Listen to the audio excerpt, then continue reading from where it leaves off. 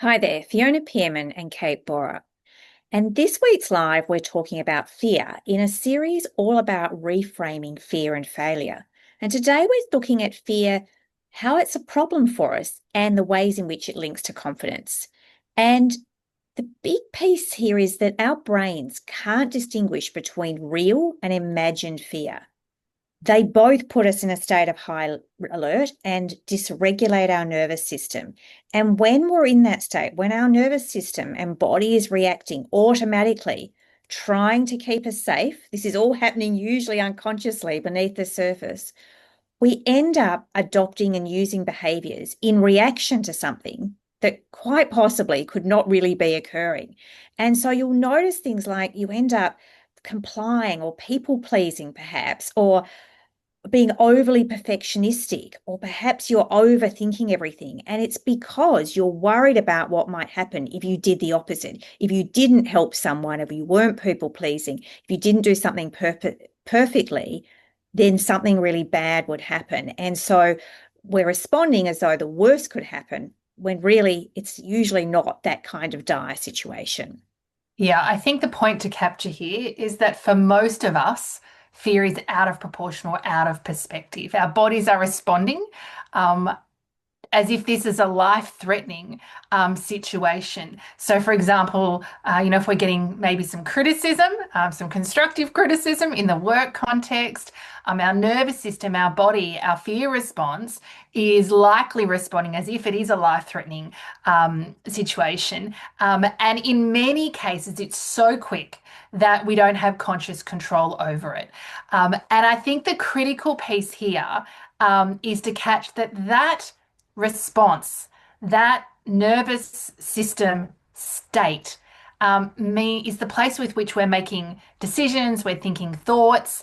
And so we're not super resourced. We're making decisions, we're taking action either based on false information or information that is out of perspective or out of proportion with regards or with context to the situation that we're navigating through. And all of this tends to fuel a whole lot of self-doubt, which really weakens our confidence because we feel less resourced. We feel as though we're not capable, we feel as though we're not ready.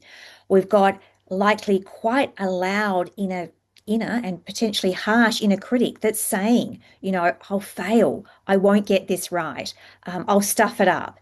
And this tends to make it worse because that messaging, that loop that goes on inside ourselves amplifies this sense that I can't, and therefore I don't take action. And I'm questioning my self-worth and I'm shrinking back and I tend to be more silenced. And what we know, and certainly our work, is built around the premise that the act of confidence comes before the feeling of confidence. So if we let this sense, this idea, this hijacking that happens in our nervous system, decide that we can't take action. We can't build confidence either because confidence happens when we take action. So minimizing or stopping taking action will really impact whether or not we can achieve what we want to, both in career and life. And so it's really worth starting to question the accuracy of what we're being told and therefore whether or not we will step in and do something differently.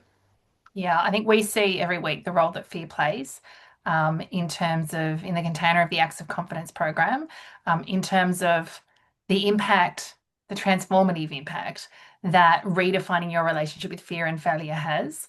It's present for all of us, and your ability to let fear be a red flag, not a stop sign, but a hey, slow down, right size this, get curious, what's really going on, an opportunity to pause and then make good, considered decisions from that perspective.